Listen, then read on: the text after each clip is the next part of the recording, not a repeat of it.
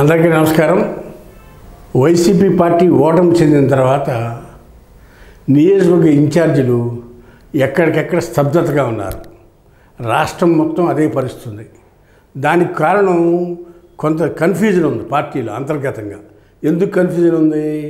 జగన్మోహన్ రెడ్డి గారు 80 నియోజకవర్గాల్లో అక్కడి నుంచి తీసుకొచ్చి ఇక్కడి నుంచి తీసుకొచ్చి అక్కడ మార్చి పెడతాం వల్ల పాత వాళ్ళేమో సైలెంట్ అయిపోయారు, కొత్త వాళ్ళేమో ఓడిపోయాం కాబట్టి మేమేం చేయాలో మాకు అర్థం కావట్లేదనే పరిస్థితిలో కొత్త వాళ్ళు తయారయ్యారు. ఇలాంటి పరిస్థితుల్లో కృష్ణా జిల్లాలో 2 నియోజకవర్గాల్లో మటుకు వైసీపీ పార్టీ బాగా యాక్టివ్గా ఉంది. కృష్ణా జిల్లాలో ఉన్న 16 నియోజకవర్గాల్లో 16 నియోజకవర్గాలు కూడా వైసీపీ పార్టీ ఓటమి చెందింది.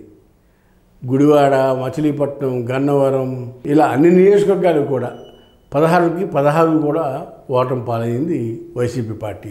అయితే తదనంతరం జరిగిన పరిణామాల్లో వైసీపీ అధిష్టానం జగన్మోహన్ రెడ్డి గారు అది పెనమలూరు నియోజకవర్గం.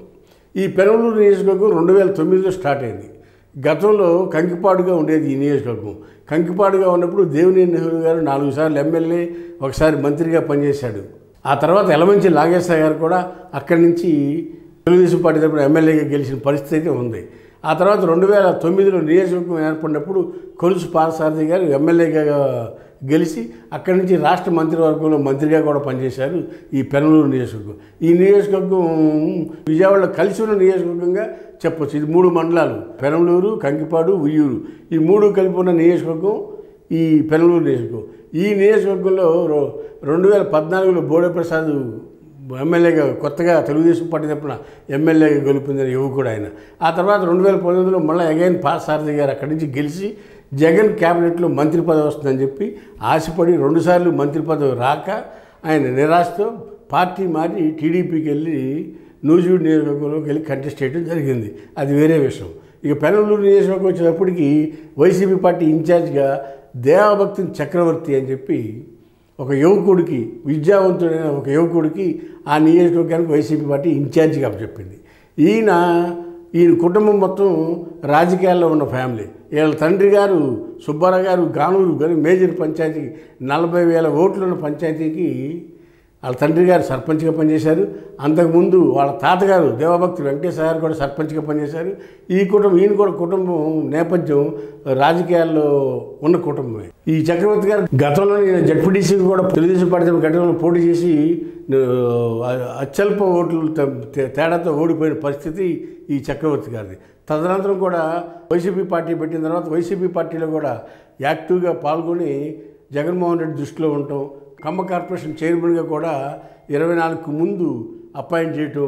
ఈయన కూడా జగన్మోహన్ రెడ్డి గారి గుడ్ లుక్స్లో ఉన్న వ్యక్తి ఈ చక్రవర్తి గారు.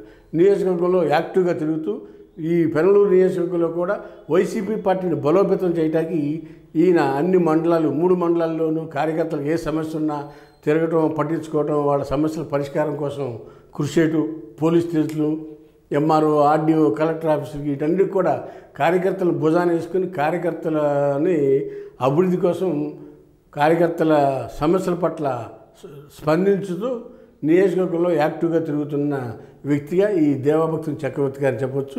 కాబోయే రోజుల్లో వైసీపీ పార్టీ తరఫున ఇటు పెనమలూరులో దేవభక్తి చక్రవర్తి కాబోయే రోజుల్లో ఎమ్మెల్యే సీట్లు ఇచ్చి ఎమ్మెల్యేలు చేస్తారని చెప్పి జగన్మోహన్ రెడ్డి గారు మాట ఇచ్చినట్టుగా తెలుస్తూ ఉంది.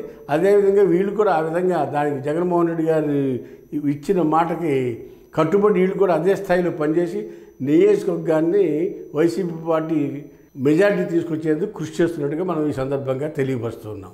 హాయ్ ఫ్రెండ్స్, మా ఫ్యూచర్ టుడే ఛానల్ చూస్తున్నందుకు చాలా థ్యాంక్స్. మరిన్ని లేటెస్ట్ వీడియోస్ కోసం వెంటనే సబ్స్క్రైబ్ చేయండి. అలాగే ఈ బెల్ ని కూడా రింగ్ చేసేయండి.